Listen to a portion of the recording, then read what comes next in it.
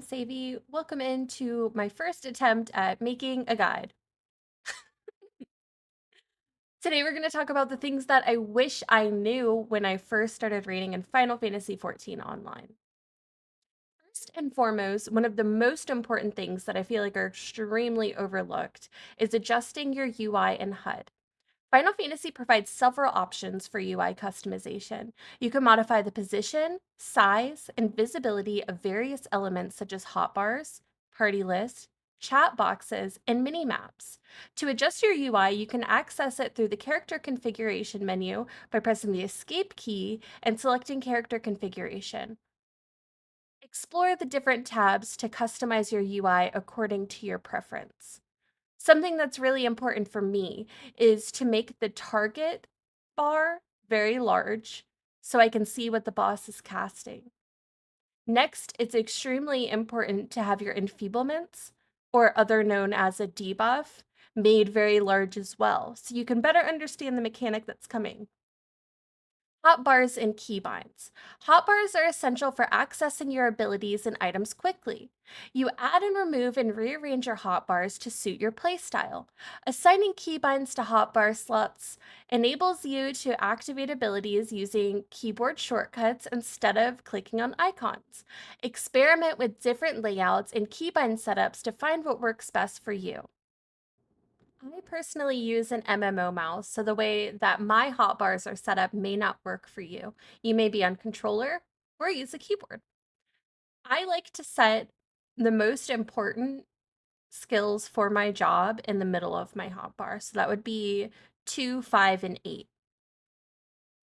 It's also extremely important to me to be able to read what the boss is casting next. Final Fantasy does not officially support add-ons like other MMOs do. However, there are some community developed tools that I can recommend, like Advanced Combat Tracker, ACT, that provides additional functionality. But I do not suggest using this because it may get you banned. There are a lot of tells in Final Fantasy XIV that will help you in any type of raid situation. Why it's extremely important to set your focus target bar very large and make sure that you're right-clicking the focus target bar to focus target the boss is you can see what he's casting next. Also, there's a lot of scripted tells in the fight. For example, in P11S or Themis will say, "Warriors forged in my own image." Next, there will be clones that spawn on side of the arena. Another thing that I have mentioned prior that is extremely important to me as a raider is having my debuffs or enfeeblements enlarged as big as they can be, like 200%. That way you can see what debuff you're given. It's really important in mechanics to see what debuff you're going to be because it'll show you where you need to be at for said mechanic. It's also important to me to have a clear center of my screen. I do not like anything in the middle of my screen because I don't want to miss anything. But I do play healer when I'm not playing dancer, and I like to keep my party list on the right-hand side for easy accessibility.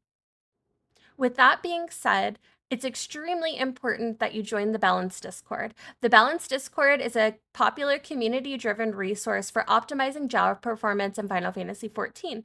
It's a hub for theory crafting, job guides, and discussion among experienced players. The Balance provides comprehensive guides and tools for each job, including rotation, stat priorities, gear sets, and more. Joining the Balance Discord allows you to interact with knowledgeable players, ask questions, and stay updated with the latest job-related information.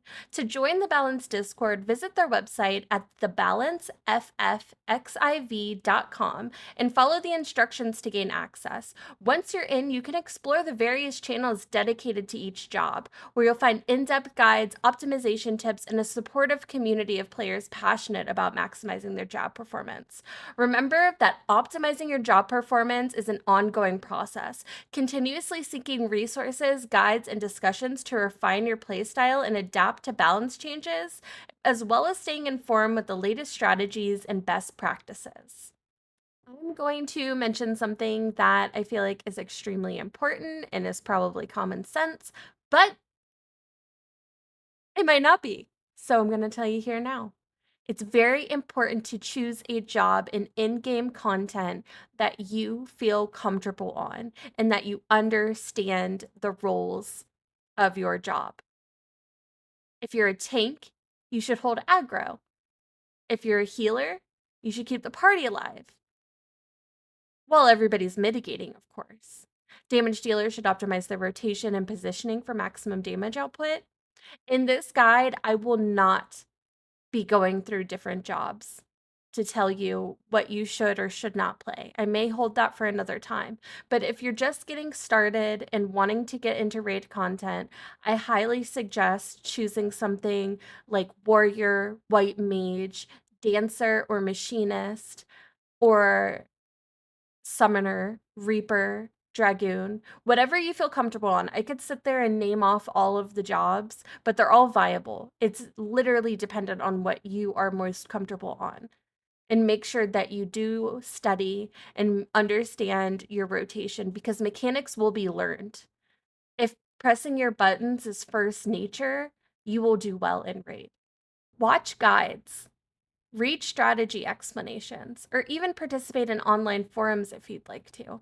Make sure you're familiarizing yourself with the boss abilities, positioning requirements, and any unique mechanics that may arise during the encounters.